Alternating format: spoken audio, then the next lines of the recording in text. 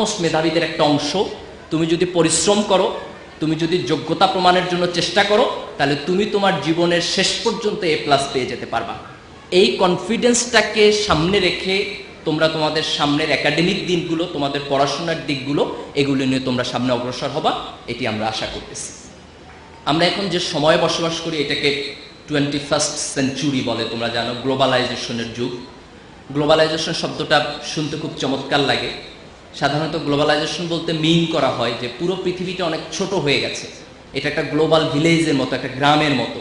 একটা সময় ছিল যে মানুষ গ্রাম থেকে ঢাকা শহরে আসলে তার সাথে যোগাযোগ করতে 3 দিন লাগতো, আর এখন তুমি ইউনাইটেড স্টেটসে বসে আছে, তুমি সাথে সাথে তার সাথে ফোনে কথা বলতে পারতেছো, ইন্টারনেটে চ্যাট করতে পারতেছো, লাইভ তার ছবি দেখতে পারতেছো। অর্থাৎ টেকনোলজি পৃথিবীটাকে অনেক কাছাকাছি করে দিয়েছে, অনেক ছোট করে দিয়েছে। At the same time technology কম্পিটিশনটাকে অনেক বেশি বড় করে দিয়েছে।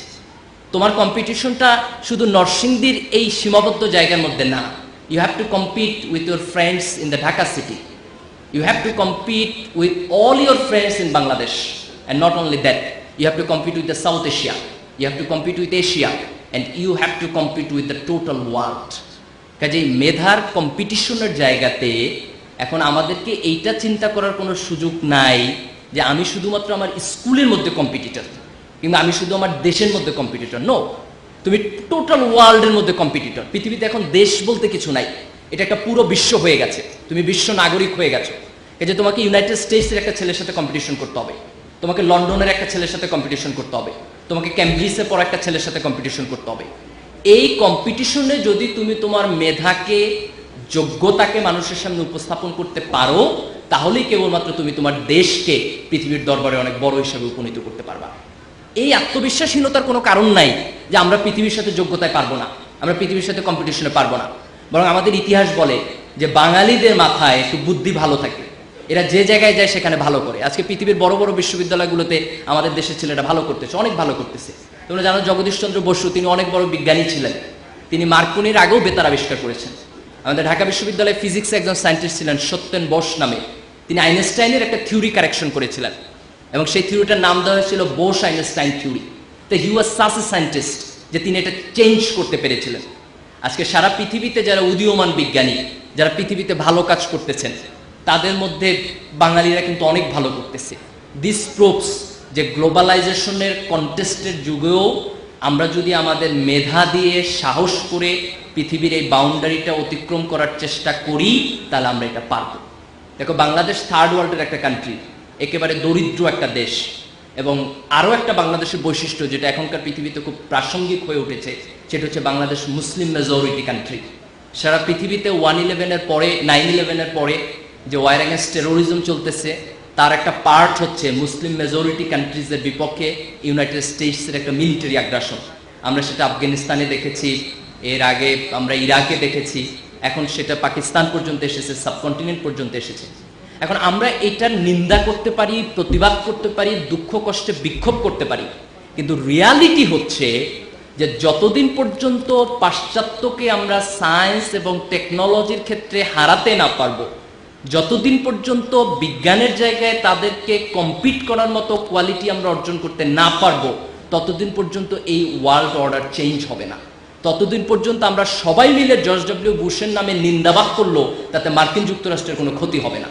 কারণ একটা জায়গায় আমরা হেরে গেছি, সেটি হচ্ছে বিজ্ঞানের জায়গায়। একটা জায়গায় আমরা হেরে গেছি, সেটা হচ্ছে প্রযুক্তির জায়গায়। এই জায়গায় হেরে যাওয়াটাই হচ্ছে আজকে মুসলিম বিশ্বের ডমিনেট থাকার কারণ। এই জায়গায় হেরে যাওয়ারই হচ্ছে তৃতীয় বিশ্বের দরিদ্র থাকার কারণ, যে আমরা লো ডেভেলপ কান্ট্রি, পুয়ার কান্ট্রি, আমরা কোনো কিছু পারি না, একটা মোবাইল সেট পর্যন্ত তৈরি করতে পারি না, এটা বিদেশ থেকে আমদানি করতে হয়। খুব অ্যাবসার্ড সিচুয়েশন আমাদের দেশে, বিকজ আমাদের ছেলেদেরকে আমরা বিজ্ঞানে উৎসাহিত করি নাই, আমরা পড়াশোনায় উৎসাহিত করি নাই, জ্ঞানে উৎসাহিত করি নাই, আমরা এক ধরনের নষ্ট রাজনীতির পিছনে ছুটে বেড়াচ্ছি। এই কালচারটা পরিবর্তন করতে হবে। আমাদের আগের জেনারেশন এটা পারে নাই, কিন্তু I hope this young generation will be able to do that. একটা দেশের সব সময় তো একরকম থাকে না। দ্বিতীয় বিশ্বযুদ্ধ হলো 1945-এ, জাপানের 2টা সিটির উপর অ্যাটম বোমা মারল আমেরিকা, তোমরা জানো, একটা হিরোশিমা আর একটা হচ্ছে নাগাসাকি। 1945-এর পরে জাপানের টোটাল ইকোনমিক্সটা এত রুগ্ন অর্থনীতি ছিল যে 1945-এ এখানে আমাদের যেটা ইস্ট বেঙ্গল ছিল, ইস্ট পাকিস্তান ছিল, তার চেয়েও খারাপ ছিল। But now 2009 Japan is going to challenge United states in all fields, সায়েন্সে, টেকনোলজিতে, ব্যবসায়, প্রযুক্তিতে, সব জায়গায় জাপান আজকে মার্কিন যুক্তরাষ্ট্রকে চ্যালেঞ্জ করতেছে। তাহলে অ্যাটম বোমার পোড়া মাটির একটা দেশ হওয়ার পরও তারা যদি সেখান থেকে ব্যাক করতে পারে, রিগেইন করতে পারে, তাহলে আমরা পারবো না কেন? মালয়েশিয়া তো আমাদের ইস্টার্ন এশিয়ার কান্ট্রি। 10 বছর আগেও মালয়েশিয়ার চেহারা আমাদের দেশের চেয়ে খারাপ ছিল, but within very short time they have come to overcome. অথচ দেখো, বাংলাদেশ এমন একটা অসাধারণ দেশ যার কয়েকটা এক্সট্রাঅর্ডিনারি বৈশিষ্ট্য আছে যেটা পৃথিবীর কোথাও নাই। আমরা 9 মাসের মুক্তিযুদ্ধে আমাদের দেশকে স্বাধীন করেছি, অনলি 9 মান্থস। তোমরা দেখছো শ্রীলঙ্কায় তামিলরা 26 বছর যুদ্ধ করেছে, তারপর স্বাধীনতা পায় নাই। বাট বাংলাদেশে 9 মাসের মুক্তিযুদ্ধে আমরা স্বাধীন হয়েছি। This is extraordinary in the world history. You will get no other countries in the world who has find out their freedom only for 9 months. আমরা ভাষার জন্য রক্ত দিয়েছি 52-তে, এবং এটা এখন ইন্টারন্যাশনাল মাদার ল্যাঙ্গুয়েজ ডে হিসাবে সারা পৃথিবীতে পালন করা হচ্ছে। পৃথিবীর আর কোনো জাতি নিজের ভাষার জন্য রক্ত দেয় নাই। বাঙালি মেজরিটি মুসলিম এবং একটা সাম্প্রদায়িক সম্প্রীতির দেশ। আমাদের কনস্টিটিউশনে লেখা আছে আল্লাহর উপর আস্থার, পূর্ণ আস্থা এবং বিশ্বাস। আমরা সেকুলারিজম লিখি নাই। ভারতের কনস্টিটিউশনে সেকুলারিজম লেখা, বাট ইন প্র্যাকটিস কি হচ্ছে? ভারতে গুজরাটের মতো দাঙ্গার কাহিনী হয়েছে, সেখানে মসজিদ ভাঙার মতো কাহিনী হয়েছে। কিন্তু বাংলাদেশের গত 37-38 বছরের ইতিহাসে সবচেয়ে অসাধারণ দিক হচ্ছে আমাদের দেশের মধ্যে একটা সাম্প্রদায়িক সম্প্রীতি আছে। আমরা সকল ধর্মকে শ্রদ্ধা করতে জানি, আমরা প্রত্যেকটা মানুষের বিশ্বাসকে ভালোবাসতে জানি, এবং এই সকল ধর্মমত আমাদের সমাজে একই সাথে বসবাস করতেছে। আমাদের দেশটা সমতল ভূমি, এত সুন্দর সমতল ভূমি পৃথিবীর কোথাও নাই। আমাদের হয়তো মাটির নিচে খুব বেশি রিসোর্স নাই, কিন্তু মাটির উপরে আমাদের 15 কোটি লোক আমাদের রিসোর্স। পৃথিবীর সবচেয়ে বড় তোমার লংগেস্ট সি বিচ কক্সবাজার আমাদের সবচেয়ে, পৃথিবীর, এটা শুধু এশিয়ায় না, সারা পৃথিবীতে this is the biggest sea beach in the whole world. পৃথিবীর ম্যানগ্রোভ বনাঞ্চল আমাদের দেশে। এই যে এত রিসোর্স থাকার পরও আমরা কেন আমাদের ডেভেলপমেন্টটা করতে পারবো না? কেন আমরা সামনের দিকে এগিয়ে যেতে পারবো না? কেন করাপশনে আমাদের প্রত্যেকটা বছর চ্যাম্পিয়ন হতে হবে? কেন আমাদের একটা নষ্ট রাজনীতির কাছে বারবার হেরে যেতে হবে? স্বাধীনতার পরে যে জেনারেশন এই দেশকে নেতৃত্ব দিয়েছে, they are completely failure to give the পথ।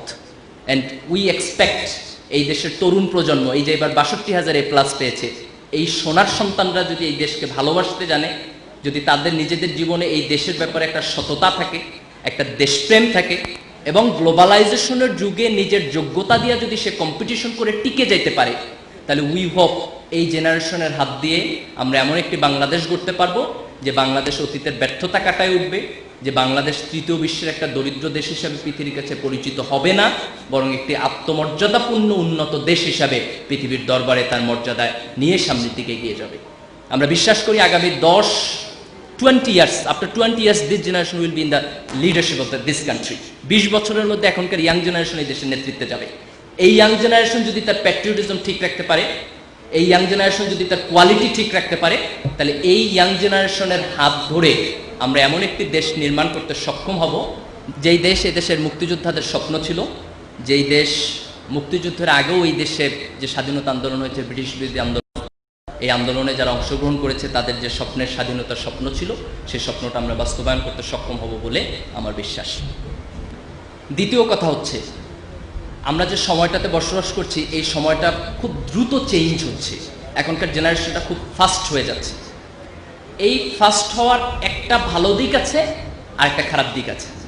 একটা ভালো দিক হচ্ছে এখনকার জেনারেশন আগের চাইতে অনেক বেশি জানে, অনেক বেশি বুদ্ধিমান, অনেক বেশি স্মার্ট, অনেক বেশি ফ্যাশনেবল। এইটার একটা নেগেটিভ দিক হলো আমরা খুব র্যাপিড ওয়েস্টার্নাইজেশনের দিকে যাচ্ছি। একেবারে চোখ বন্ধ করে পাশ্চাত্যের সংস্কৃতিকে আমরা অ্যাডপ্ট করছি। আমাদের কাছে মনে হচ্ছে যা কিছু পাশ্চাত্যের তা কিছু স্মার্ট, যা কিছু ওয়েস্ট তা কিছু ফাস্ট, তাই হচ্ছে আমাদের জন্য ভালো। আমি ব্যক্তিগতভাবে এই মতের সাথে কিছুটা দ্বিমত করি। পাশ্চাত্য সভ্যতাকে যারা খুব বেশি গভীরতা নিয়ে দেখেছেন, যারা পাশ্চাত্য সভ্যতার ভিতরের উদাহরণগুলোকে দেখেছেন, তারা অনেকেই এটার ব্যাপারে একমত হবেন যে পাশ্চাত্য সভ্যতার সব কালচারকে বিনা দ্বিধায় আমাদের গ্রহণ করার মধ্যে আমাদের সমাজের একটা ভয়ঙ্কর অবনতি বা একটা ভয়ঙ্কর পতন এটার মধ্যে রয়ে গেছে। আমাদের বোধহয় পাশ্চাত্য সমাজের কালচারকে বা আল্ট্রা মডার্নিজমকে একটু রয়ে সয়ে গ্রহণ করা উচিত। প্রাচ্য এবং পাশ্চাত্যের সমাজের মধ্যে একটা মৌলিক পার্থক্য আছে। প্রাচ্যের সমাজ অনেক বেশি রক্ষণশীল। আমি রক্ষণশীল শব্দটা বুঝে শুনে ব্যবহার করতেছি। রক্ষণশীলতাকে একটা ভালো শব্দ হিসাবে ব্যবহার করতেছি। প্রাচ্যের সমাজের মধ্যে অনেক বেশি রক্ষণশীলতা আছে, এখানে ফ্যামিলি স্ট্রাকচার আছে, এখানকার ছেলেরা বাবা মাকে শ্রদ্ধা করতে জানে।